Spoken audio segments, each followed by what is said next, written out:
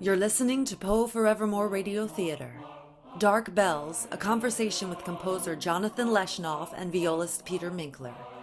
And now, the host and director of Poe Forevermore Radio Theater, Mark Redfield. When I was invited to a rehearsal of the Baltimore Choral Arts Society, I jumped at the chance. The rehearsal, under the direction of associate conductor Leo Wanachek, was in preparation of the East Coast premiere of Jonathan Leshnoff's Dark Bells, an oratorio inspired by 3 of Poe's poems. Always fascinated by the creative process, and especially how others approach the adaptation of Poe, in this case music, I was especially interested in talking with composer Jonathan Leshnoff. Dark Bells was commissioned by violist Peter Minkler and the Fort Wayne Philharmonic Orchestra in 2014. A fan of the works of Edgar Allan Poe, Peter Minkler, a longtime member of the Baltimore Symphony Orchestra, explains how the piece came about.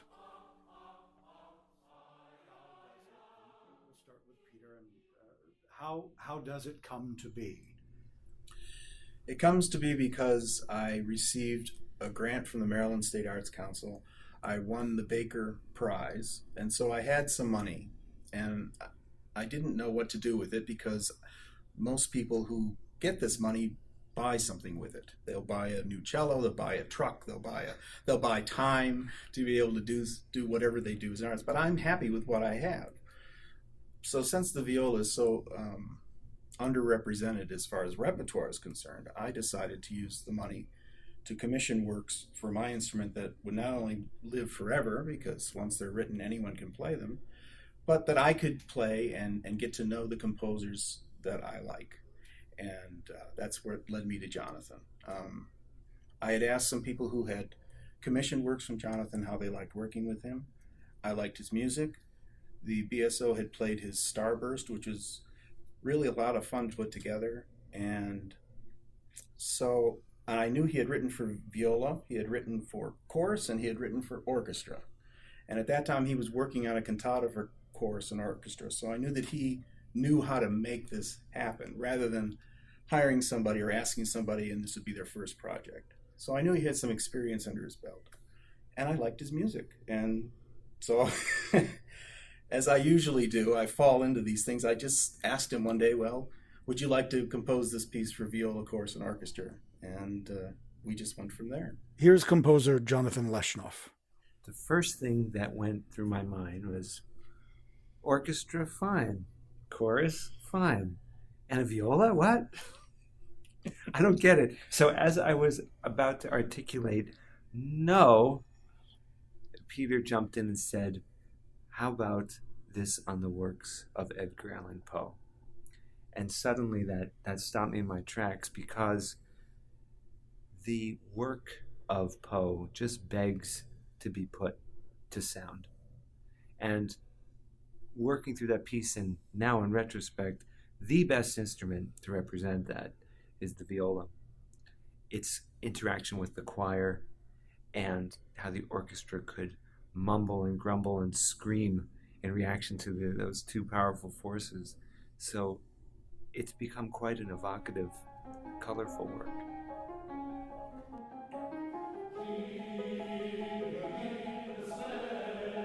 Dark Bells was composed by Jonathan Leshnoff for solo viola, orchestra, and chorus. The poem The Bells by Edgar Allan Poe was written in 1848, but it was published 1 month after his mysterious death in Baltimore in 1849. When it was published, it was advertised as Poe's last poem. The Bells by Edgar Allan Poe. Here, the sledges with the bells. Silver bells! What a world of merriment their melody foretells!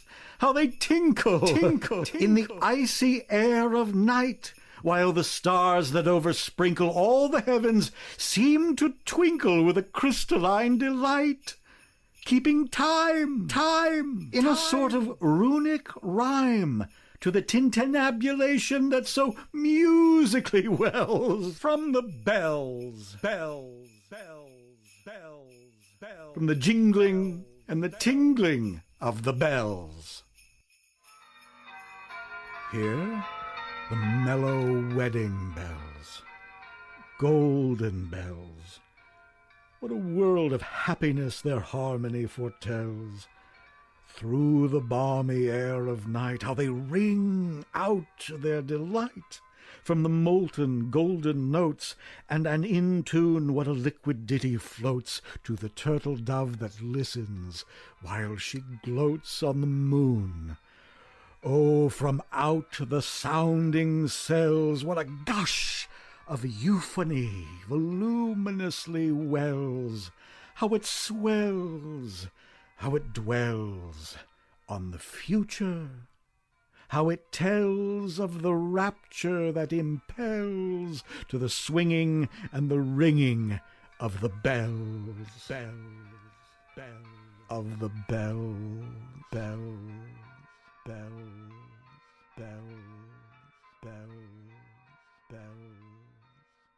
to the rhyming and the chiming of the bells. Hear the loud alarum bells, brazen bells. What a tale of terror now their turbulency tells. In the startled ear of night, how they scream out their affright.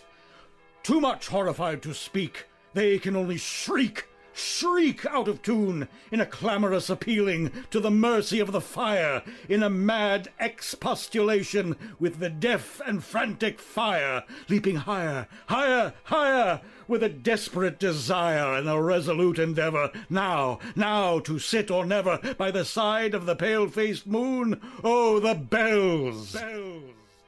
What a tale their terror tells of despair, how they clang and clash and roar. What a horror they outpour on the bosom of the palpitating air. Yet the ear it fully knows by the twanging and the clanging, how the danger ebbs and flows. Yet the ear distinctly tells in the jangling and the wrangling, how the danger sinks and swells by the sinking or the swelling in the anger of the bells, of the bells. Of the bells, in the clamor and the clangor of the bells.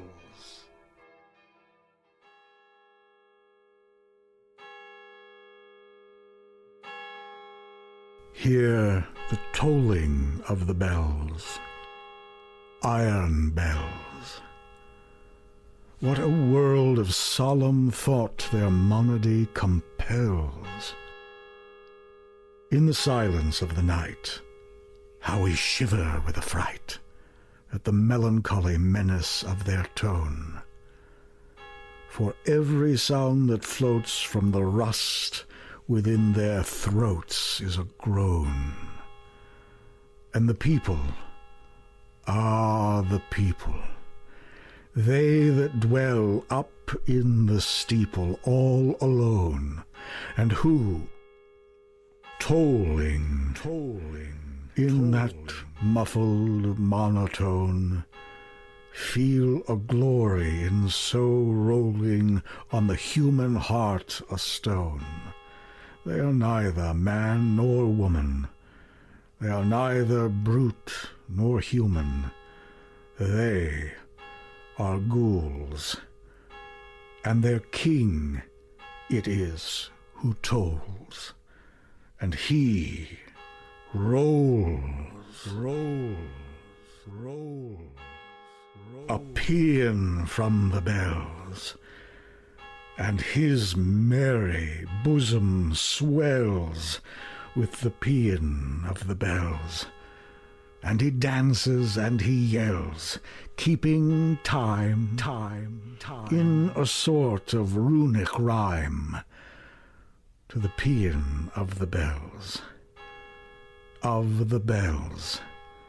keeping time in a sort of runic rhyme to the throbbing of the bells, of the bells, to the sobbing of the bells, keeping time, and he knells in a happy runic rhyme to the rolling of the bells, of the bells, to the tolling of the bells, of the bells, bells, bells, bells, bells, bells, to the moaning and the groaning of the bells.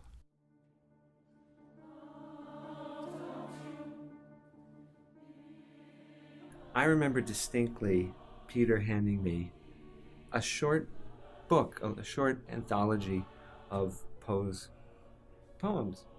And I remember he marked a few, kind of, just with markings between he and himself. But the way that I work in writing texts for choir, particularly in oratorios, because I have a few, is that looking at the text, I get this gut reaction. This is going to work or not. I get it almost within 5 seconds. And if I feel something's going to work, I suddenly get colors, sounds. It's a synesthesia almost between all the senses that, oh my gosh, that's going to work.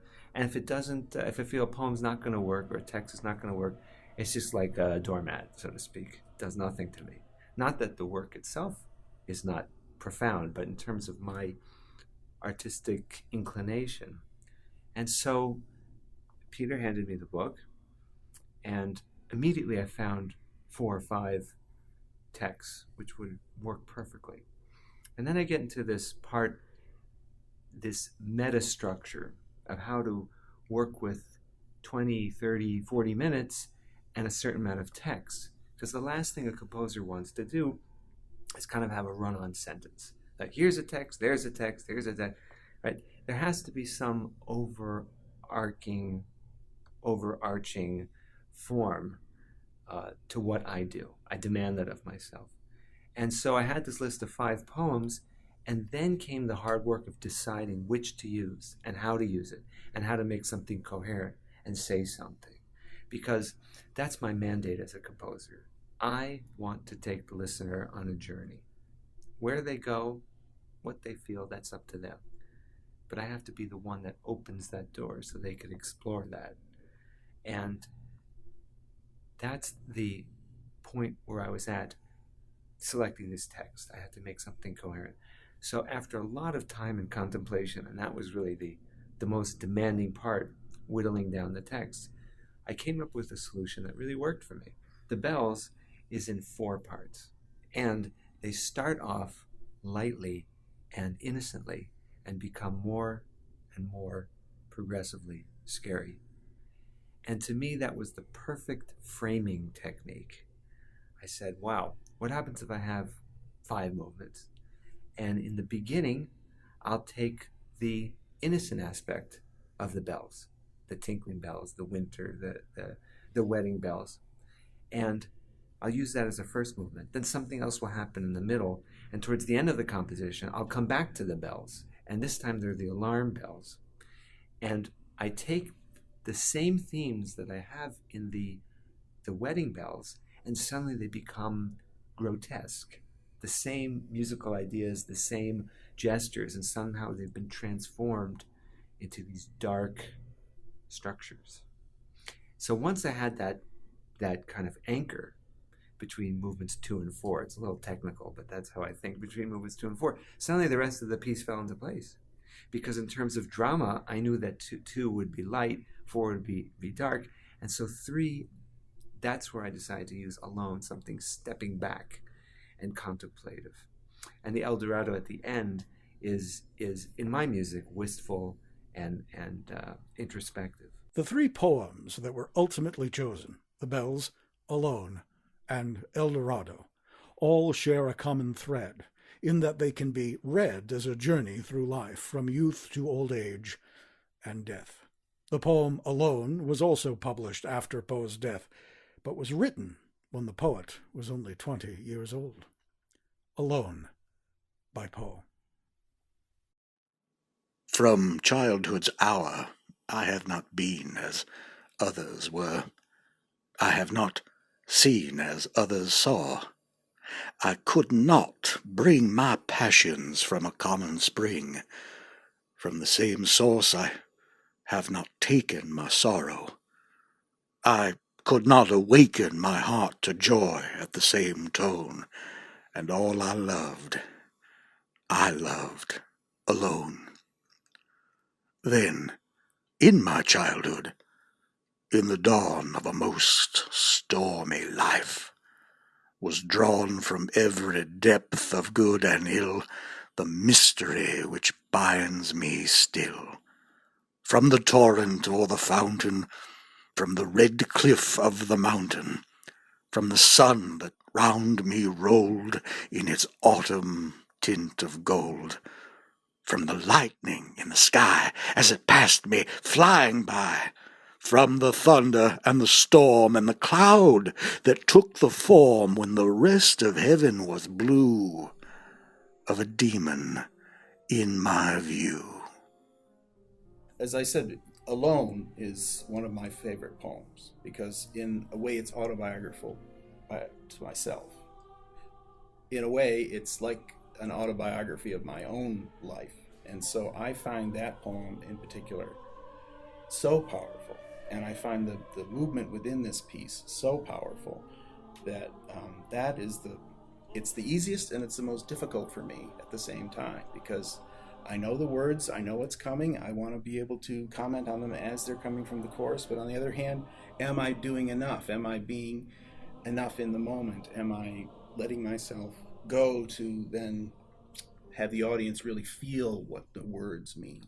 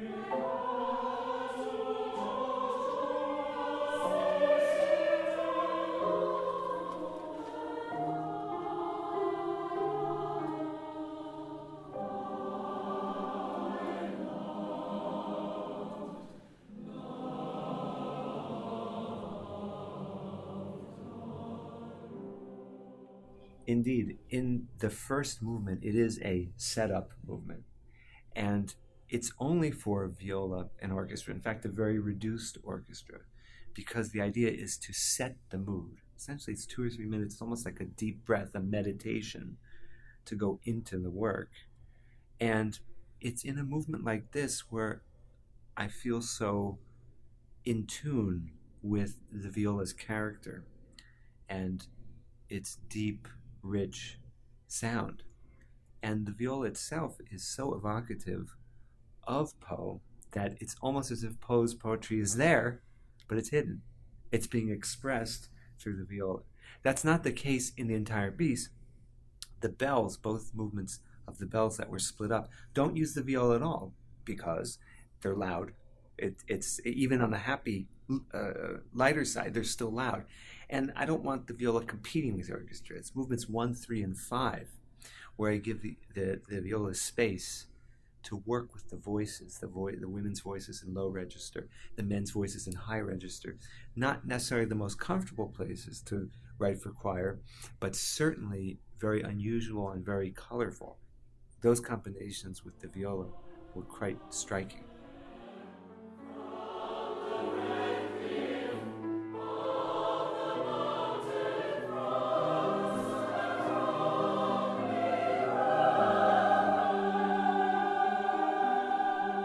So not only the art of composition, but the art of interpretation, of course, is bringing those black dots on paper to life.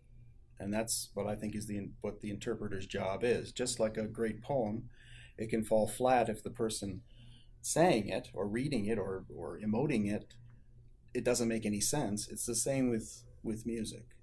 There are many performances that I've heard that fall absolutely flat because they do exactly what the composer has asked that's on the page. And there's no part of the interpreter there. It's simply translating from the composer's brain to the audience. And to me, the interpreter's job is to take what the composer has written and make it their own, and then give it to the audience. So you're all sort of a conduit between the composer and what the audience is going to hear. And that's what I've done with Jonathan's music, not only this piece, but other pieces, is that I know him, I've gotten to know him very well, and I respect what he's written. So I don't question what's there. So once you're past questioning, then you make sense of it for yourself and you give it to the audience. And I think that's just as important as to make it.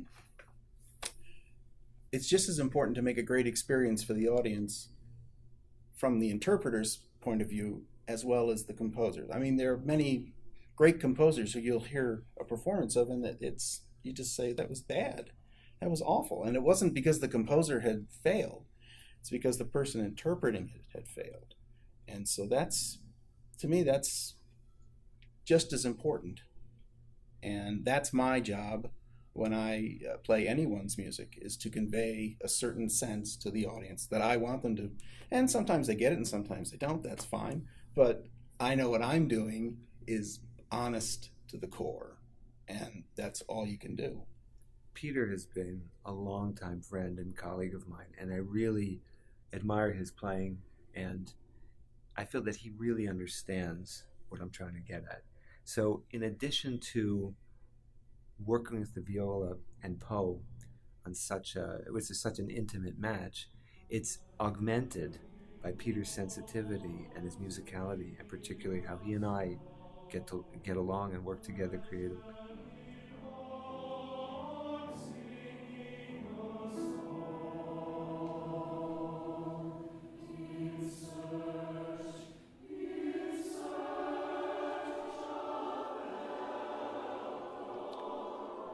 Poe's poem Eldorado was published toward the end of his life, when the great California gold rush had captured the public's imagination. Gaily bedight a gallant knight, in sunshine and in shadow, had journeyed long, singing a song in search of Eldorado. But he grew old, this knight so bold, and o'er his heart a shadow fell, as he found no spot of ground that looked like Eldorado. And as his strength failed him at length, he met a pilgrim shadow.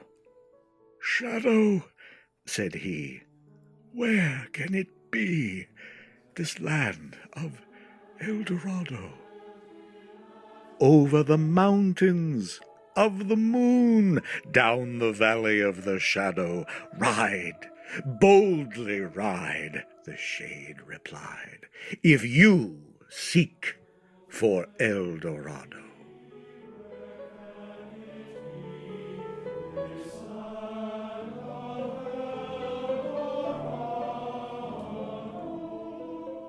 I think that a composer's job is very similar to a pilot, because you have hours and hours of just figuring things out in the composer's case, perhaps just autopilot for the pilot, and then great moments of terror.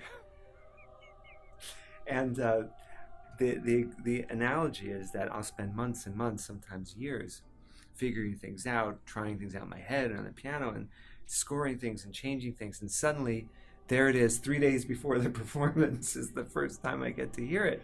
And there's not much room or patience, really, to make major changes. So I think I have a very unique internal way of working, which is that when I'm writing, I don't listen to anything, which means I don't listen to music at all. I even on the news, those segments connecting news sections, it just throws me off, because I'm always working on something, consciously or subconsciously. And so I work from the bigger picture in. First I see the larger structure, and then I work down to the melodies and the harmonies and the actual orchestration. But I do this all alone, without the demon. but alone. And it takes a while, and eventually I get to something that I could show the soloist. Peter made his comments, show the conductor, and then based on those hints that they tell me, I'm able to make the final version. And then I get there, and it's either, oh, they're playing that wrong, or oh, what did I do wrong? It's one of the two, mostly what did I do wrong? And but I tell you, that experience of listening to your piece come alive is like no other experience in the world, because music is something so unique. It's just dots on paper. That's all it is, right? You could get a computer to play those dots, but it's lifeless. What fascinates me every time is that when I put these dots from my head and I give them to different people, they're always different. And what I hear in each difference is wonderful. I may have thought about it this way, and they'll play it that way, and I never thought about it that way. But I'm the composer. And so you know what that means? It means the music's not mine. The creative process is something very, very ethereal. I'm connecting with something much higher, and what I get is a gift. Because if it was absolute, it should be exactly as I heard it. So every performance, every soloist, even with the same soloist, same piece but different days, it takes on new shapes, and I just love that.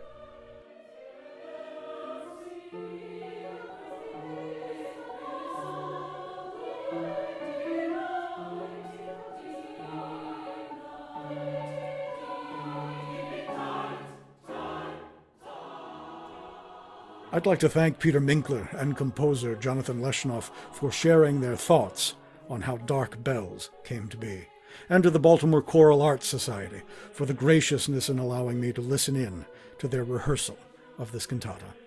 Thank you for listening. Jennifer Rouse is our editor and sound designer. This is Mark Redfield, inviting you to visit us at PoeForevermore.com for more great audio plays, essays, and interviews.